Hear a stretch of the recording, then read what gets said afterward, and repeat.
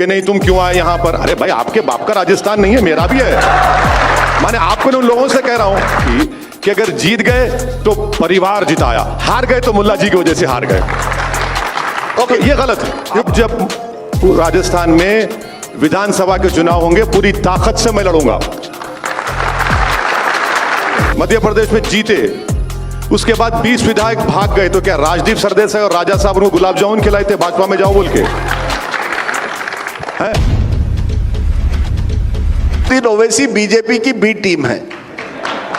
नहीं, मैं आपको इससे पहले बताया कि मैं ए टीम हूं और मेरी डील हुई थी भाजपा से राजदीप सरदेसाई के घर में, और अभी तक मुझे उसमें 50% पैसे आना है। राजदीप नहीं दे रहे, देने के लिए बोलिए प्लीज।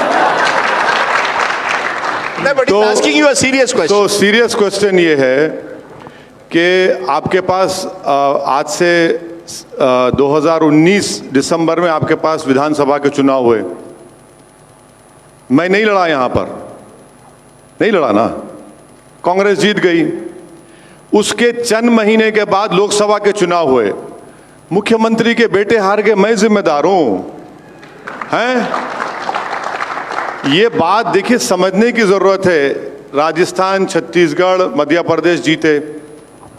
मध्य प्रदेश, राजस्थान, छत्तीसगढ़ में सिवाय कमलनाथ के बेटे के पूरे क्लीन बोल्ड, मैं जिम्मेदार हूं। तीसरी बात आप सुनिए, मध्य प्रदेश में जीते, उसके बाद 20 विधायक भाग गए, तो क्या राजदीप सरदेसाई और राजा साहब उनको गुलाब जामुन खिलाए थे भाजपा में जाओ बोल के?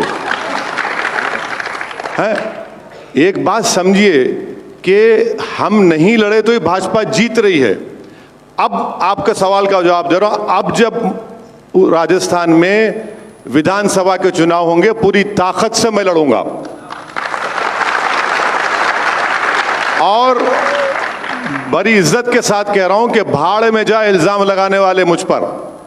मेरा काम लड़ना है, जनता पसंद करेगी तो वोट डालेगी या नहीं डालेगी।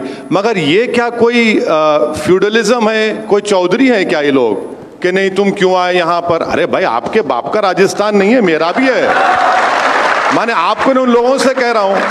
अच्छा आप देखिए, एक बात सुनिए, महाराष्ट्र सर स्पीकर है मगर उनकी एक्स पार्टी अभी तो पार्टी में नहीं है। महाराष्ट्र के चुनाव में राजदीप सरदेसाई प्रोग्राम किए, मुझको और कांग्रेस के नेता को बिठाए। उनके प्रोग्राम में कांग्रेस नेता ने बोला कि हम महाराष्ट्र की जनता से बोल रहे कि ओवैसी को वोट मत दो, शिवसेना बीजेपी आ जाएगी। चुनाव हो गए। चुनाव होने के बाद अचानक राजदीप सरदेसाई के प्रोग्राम में न्यूज में राजदीप सरदेसाई न्यूज ब्रेक करे, क्योंकि वो महाराष्ट्र के हैं। वो बोले कि शिवसेना, कांग्रेस और राष्ट्रवादी एक साथ हो गए। अरे भाई ये निकाह कैसे हो गया? ये कैसे निकाह हो गया? कल तक आप शिवसेना को गाली दे रहे थे, आप शिवसेना को मिल गए। तो अभी स्पीकर साहब ने बताया अच्छी बात की आइडियोलॉजी, कहां गई आइडियोलॉजी महाराष्ट्र में? कहां गई आइडियोलॉजी महाराष्ट्र में? कर्नाटका में आपके कांग्रेस के हार भाग गए भाजपा में।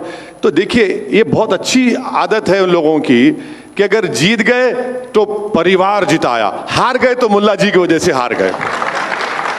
ओके, ये गलत है। You made your point. Yes, yes in the blue year, बताइए। वो एक माइक आ रहा है, आपकी आवाज इतनी बुलंद है कि नहीं? रजा मुराद की तरह आवाज रखिए। जी जी जी, बुलंद तो बहुत है, लगा शुक्र है। Very good.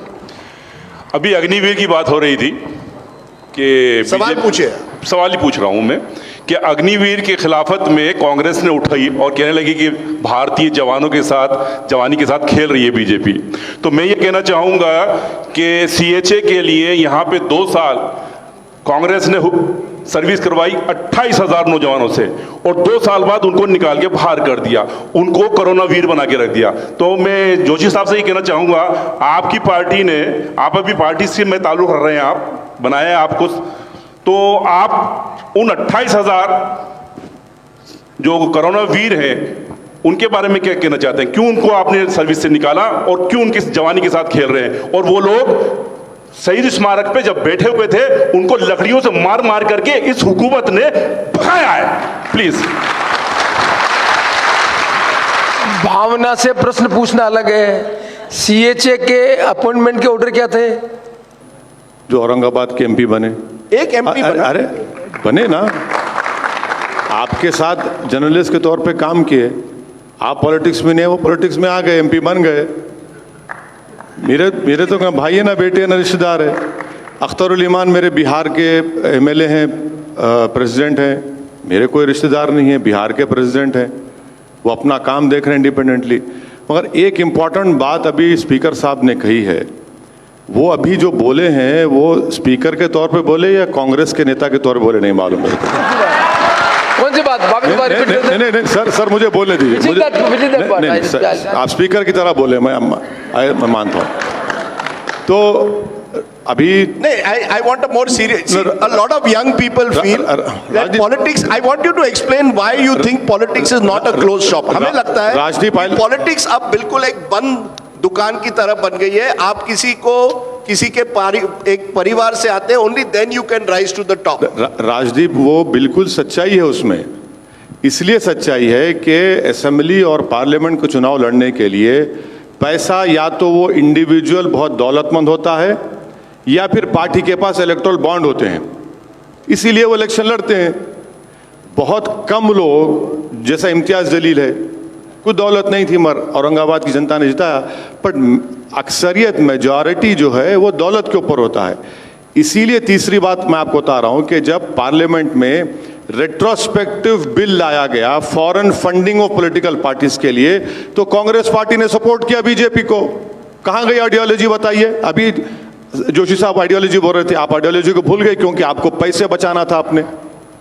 लोकसभा में रेट्रोस्पेक्टिव दिल्ली हाईकोर्ट का जजमेंट आया, आप कर लिए।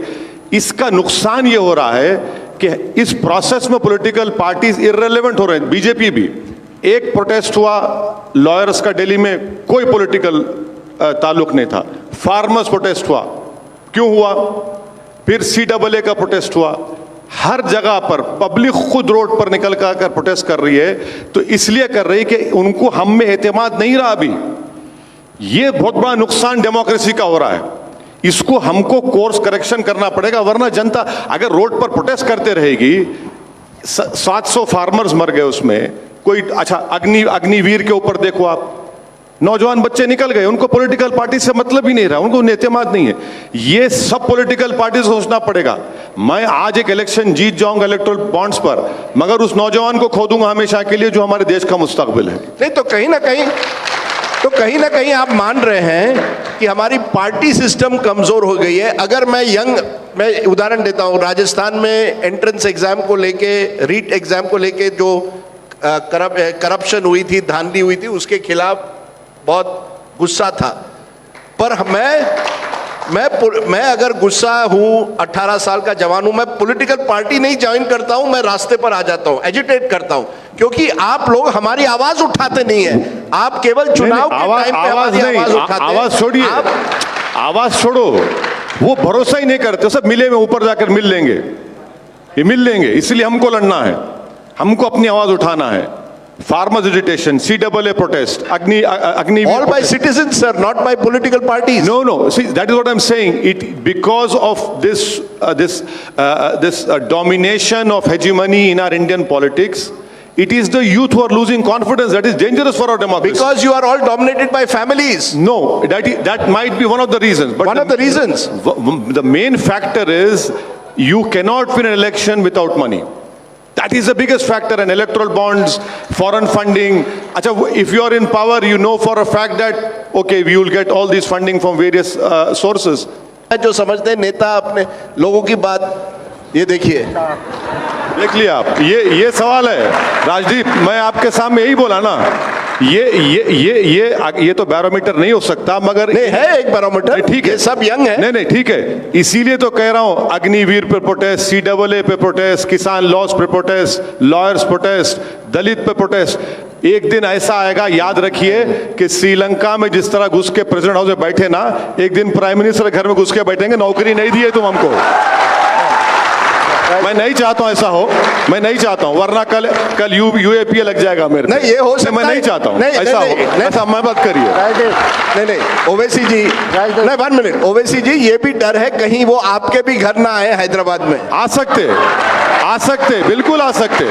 नहीं नहीं, देखिए राजदीप, हम तमाम लोग शीशे के घर में रह रहे हैं, हम तमाम लोग शीशे के घर में रह रहे हैं, आ सकते हैं, बिल्कुल राजदीप, बिल्कुल आ सकते हैं। Yeah, no, he is virtually suggesting. I am responding to him. No, respond to also what the general No, no, feeling is. People have lost faith in your ability to address their issues. I am responding to it. Channel को like share and subscribe करें और bell icon दबाना ना भूलें।